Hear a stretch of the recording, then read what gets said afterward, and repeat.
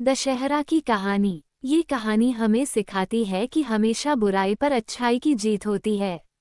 आज दशहरे की छुट्टी थी। रिया अपने माता पिता और छोटे भाई नमन के साथ दशहरा के मेले में जाने वाले थे।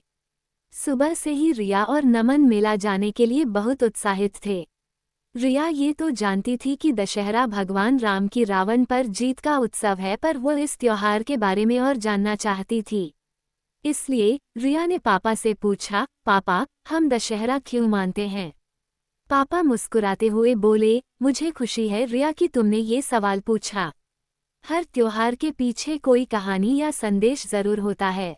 कोई भी त्योहार मानने से पहले हमें उससे जुड़ी जानकारियां पता होनी चाहिए।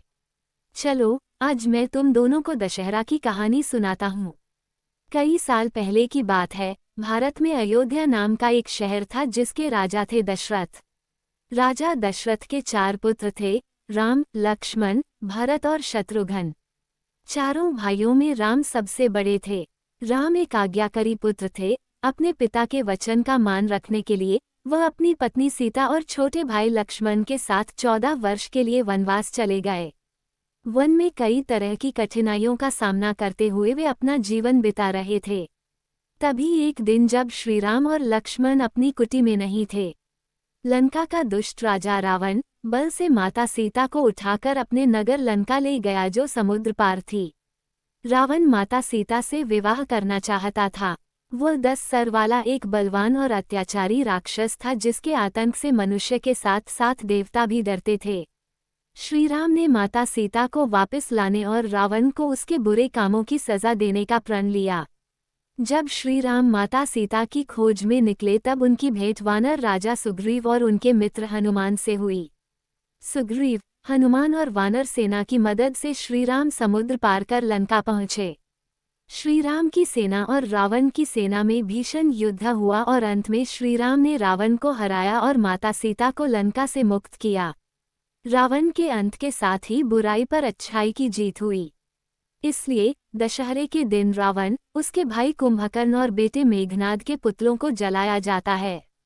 श्रीराम, लक्ष्मण और माता सीता 14 वर्ष का वनवास पूरा कर अयोध्या पहुंचे। अयोध्यावासियों ने बड़ी खुशी से उनका स्वागत किया और पूरे नगर में दिए जलाए। इस दिन को हम दिवाली के रूप में मानते हैं। दशहरा की कहानी सुनकर रिया और नमन बहुत खुश हुए और बोले, हम भी भगवान राम की तरह हमेशा सच्चाई और अच्छाई की राह पर चलेंगे। शाम को पूरा परिवार मेला देखने पहुंचा। मेले की रौनक देखने लायक थी। तरह तरह के झूले, खिलौने और स्वादिष्ट खाने की चीजें सबका मन लुभा रही थीं।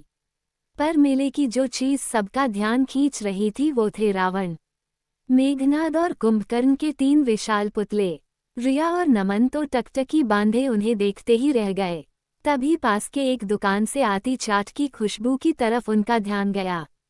सबने मजे से चाट खाए। फिर नमन अपने पिताजी से ऊंचे वाले झूले पर बैठने की जिद करने लगा। रिया और नमन ने झूले का मजा लिया। मेले में रामलीला का आयोजन भी किया गया था। सभी कलाकार बेहतरीन तरीके से रामायण के अलग अलग पात्रों का किरदार निभा रहे थे। रिया और उसके परिवार ने रामलीला का आनंद लिया। रामलीला का समापन रावण, कुंभकर्ण और मेघनाद के पुतलों को जलाकर हुआ। सबने तालियां बजाए और बुराई पर अच्छाई की जीत का उत्सव मनाया।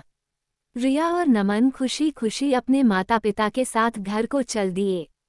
दशहरा हमें याद दिलाता है कि बुराई और झूठ चाहे कितनी भी विशाल और प्रभावी क्यों ना हो, अच्छाई और सच्चाई के सामने उसे झुकना ही पड़ता है। अगर आप लोगों को ये वीडियो पसंद आई हो तो प्लीज़ चैनल को सब्सक्राइब करें, लाइक करें, शेयर करें और कमेंट में अपनी राय अवश्य दें। राधे राधे, जय श्री कृष्णा।